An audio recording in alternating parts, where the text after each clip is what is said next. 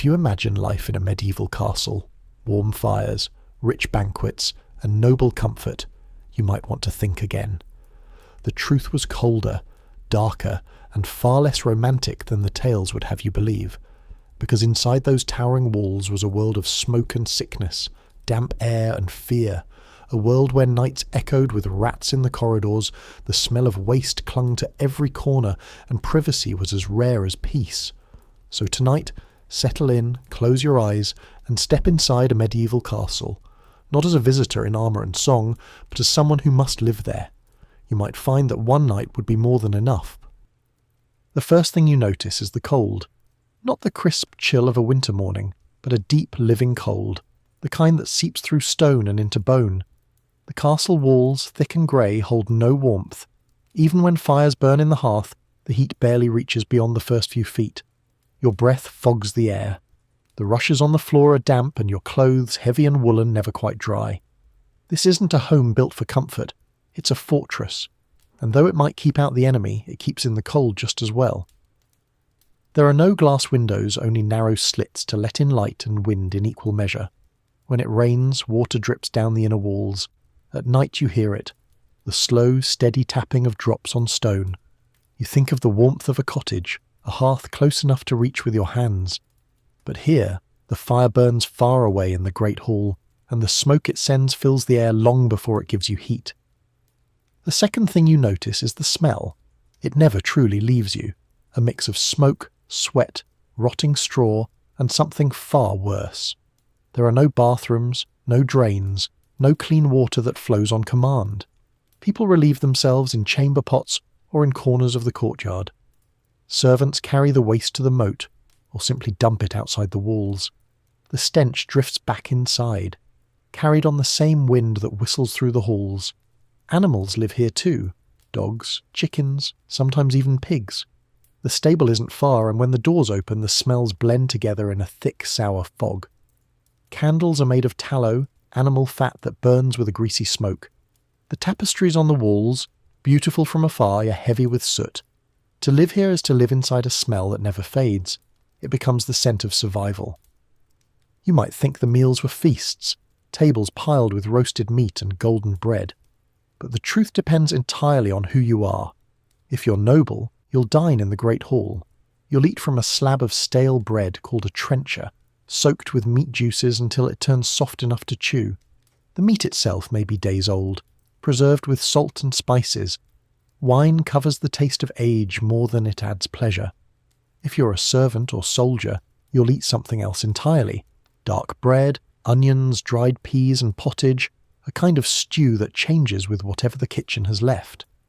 There are no forks, no napkins, and few clean hands.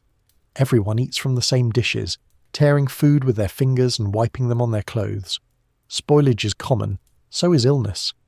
And when you feel it, the pain in your stomach, the ache that follows, you'll wish for a simpler meal, or maybe none at all. Castles might look quiet in the paintings, but inside there is no silence. You hear footsteps everywhere, servants carrying water, guards clanking in armour, dogs barking, fires crackling, children crying, doors creaking, metal grinding. Echoes bounce endlessly off the stone walls. Even whispers seem loud. At night you try to sleep, but the noise doesn't stop. The wind howls through arrow slits. Rats scurry in the corners, and the great wooden beams groan as if the castle itself is breathing.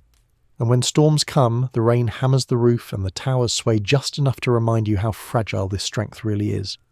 There are no quiet corners in a castle. Not for servants, not for lords, not even for kings. The walls keep out enemies, but never sound. Light is rare here. The great hall glows with firelight when guests arrive, but most of the time the castle is dim and grey.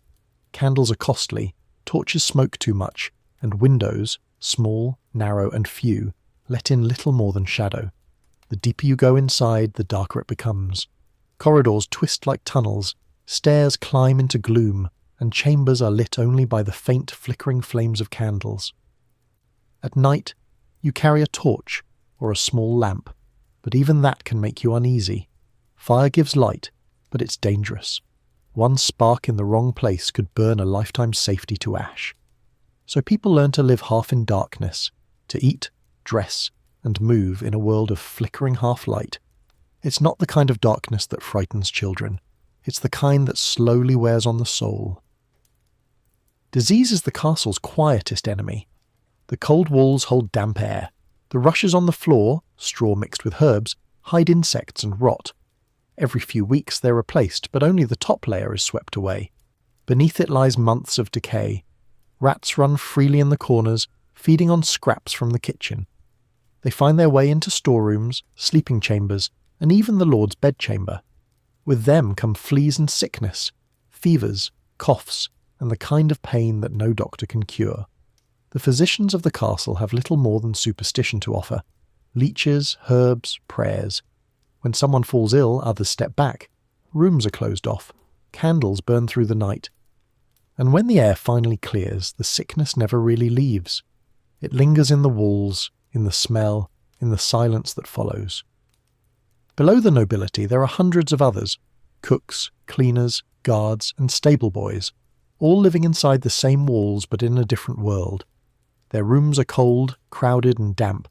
They rise before dawn and sleep after everyone else. They eat quickly, often standing, and work in endless cycles, carrying water, chopping wood, scrubbing floors, emptying chamber pots. Some never leave the castle grounds their entire lives.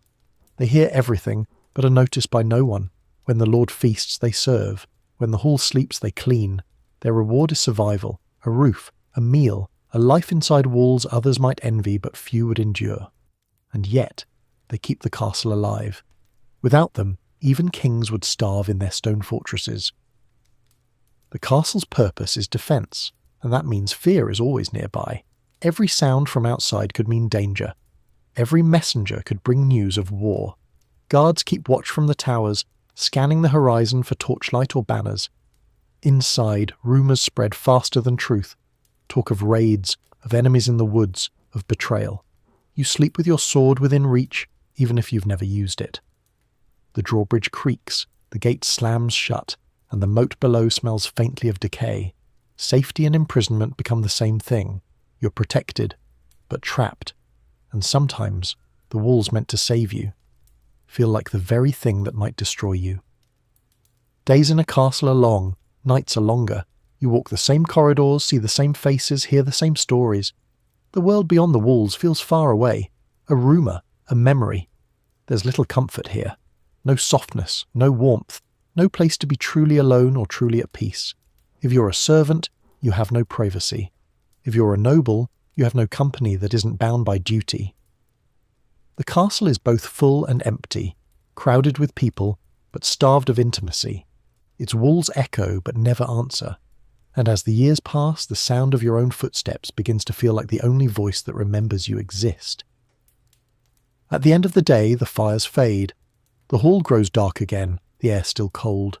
The last sounds are the soft clatter of armour, the faint prayer of a servant, the sigh of wind through the slits in the wall. You lie awake on straw that scratches your skin, listening to the castle breathe.